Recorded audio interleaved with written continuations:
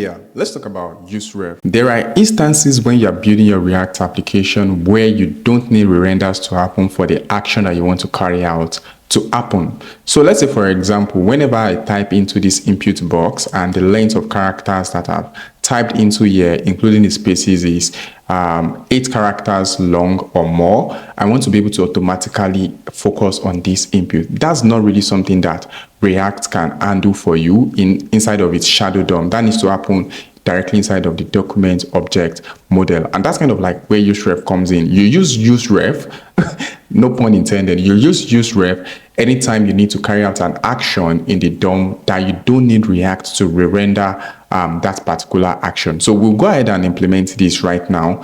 The first thing I need to do is create some form of reference to this particular input, and I will just come over here and say ref equals age input, right? Then I'm going to come over here and declare this variable and say age input, and I'm going to assign it to useRef, right? And I need to import useRef from React, of course. You need to pass some form of default value. For this, I'm just going to do null.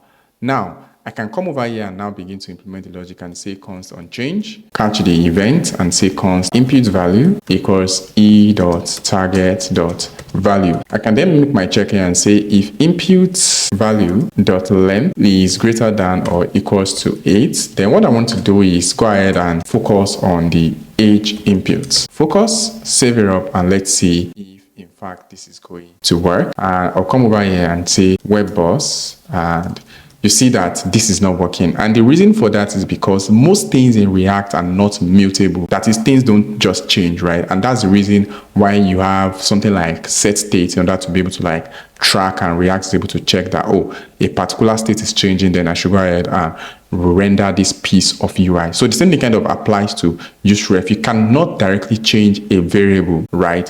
What you have to do is change the current property on that useRef exposes to your ref, right? So in this case, you have age input. Age input now has a property known as current. That current value is what you can now change or modify. So in this case, what we want to do is focus on that particular current value. And the way it works is just come over here and say age input.current.focus, save it up, come back here. If I delete this now, and you see that this gets focused automatically, that's because the length of characters in here is greater than 8, obviously.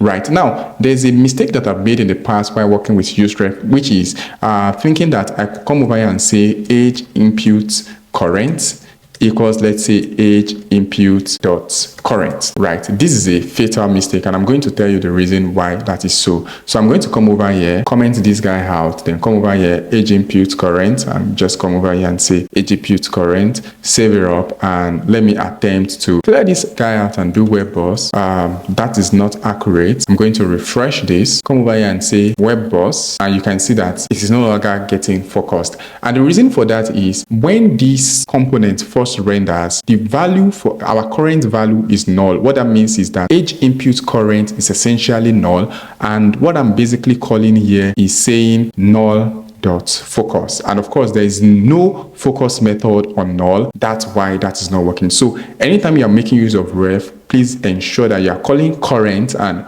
whatsoever action that you want to carry out on current. So yeah, and that's pretty much it about useRef. Now let's talk about forwardRef. When building applications in the real world, right, it is pretty much standard that every now and then you have custom components to be able to like add some form of customization as it relates to the kind of problems or this kind of solutions that you are building, right? So in this case, let's assume that I have a custom component called my input. I'll come over here and say const my input equals this, right? Then of course you expect props, right? For now, I'm just going to assume that all the props that comes in here are props that relate to an input element. I'm just going to come over here and return input, right? And I'm just going to come over here and spread the props. This is bad practice, by the way, but for tutorial sake, please do indulge me, right? What that means is I can now come over here and say my input, right? And come over here and say my input as well.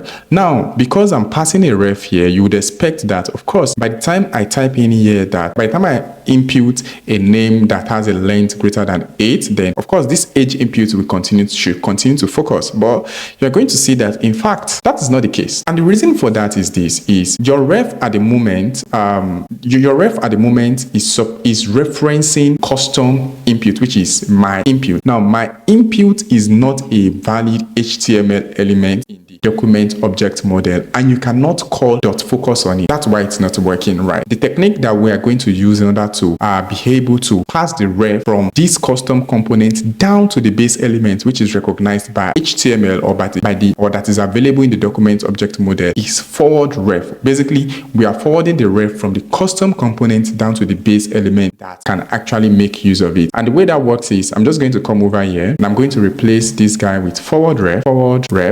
Come over here and import forwardRef, right? And basically, this accepts a callback, right? You have your props, which we still get to spread on here. Then there is one more parameter that we need to pass in here, which is ref, right? And all I need to do, that should be ref. Then all I need to do is come over to the base element, which is ref, and ref, save it up, and let's come back here now and do web boss, and you can see that this now works. So useImperativeHandle is actually very, very interesting in that. So let's say, for example, at the moment, of course, all the methods that are available on an input element, such as focus, blur, and so on and so forth, automatically are available for your custom component, which is basically like input element, right? If you wanted to build a custom component, let's say, for example, only thing that you wanted the user to be able to do is, let's say, focus or blur, or you don't even want them to be able to carry out any direct DOM manipulation action on that particular component. So here's what you can do. You can use what is known as the useImperativeHandle.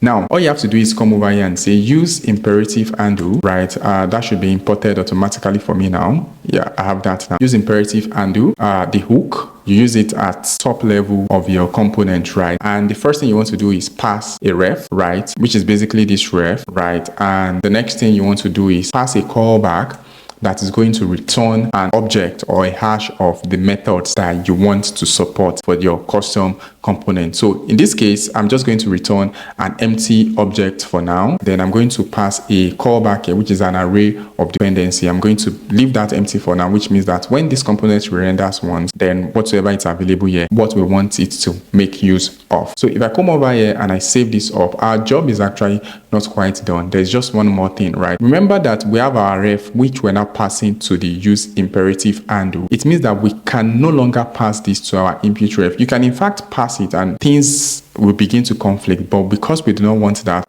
what I'm going to do now is create a custom ref for this. So I'll come over here and say const input ref equals useRef into bracket null, right? And I will just come over here and say input ref. Save this up, and if I come back here and I do web boss, you see that this guy no longer focuses. For us to return the focus, all we have to do is come over here in our return statement here, say focus, right? And basically just come over here and say input ref current focus, save it up, and let me do web boss, and of course it focuses on that input. So let me go over this again because it might look a little bit complicated. useImperativeHandle is basically saying, oh, any method that is available inside of here, it is now what is available for our custom component. Basically, we are now hooking directly to the custom component, right? We then control the behavior of this underlying element, which the user assume that they are hooking into from this useImperativeHandle, which is why we have a separate ref for this. So we are directly referencing this input, and we are using this useImperativeHandle to manipulate the kind of methods that are available for this method. So which is why we are catching the ref here with the useImperativeHandle such that we're able to control the reference to the custom component, right? So yeah, and that's basically the way the useImperativeHandle works. Now, another interesting thing about useImperativeHandle is you can now construct, let's say, new methods for your custom component, right? So for example, now my input is not necessarily a component that exists in the DOM. It's just a custom component. What that means is that I can now create new methods for my input. So let's say, for example, I want to create a method that allows me to focus and scroll into view for the particular input. I'll just come over here and say focus, and scroll into view, right? Come over here, just basically copy this and paste it twice. Just come over here and say scroll into view. Save it up, and of course I don't need it yet. I'm not using it yet. All I have to do is just come over here and say click, right, equals, save this guy up, right, and just come over here and say input.current.focus and scroll into view, focus and scroll into view. Level it up, and let's come over here now and I click focus and scroll. You can see that it focuses and scrolls into view, and that's basically how the use imperative handle works. So thank you so much for watching this video. If you found value in this video, please do let me know in the comment section. If it's your first time on the channel, please subscribe. Please like so that this video can get recommended to more engineers who might find this helpful. Cheers, and don't forget to build like a boss.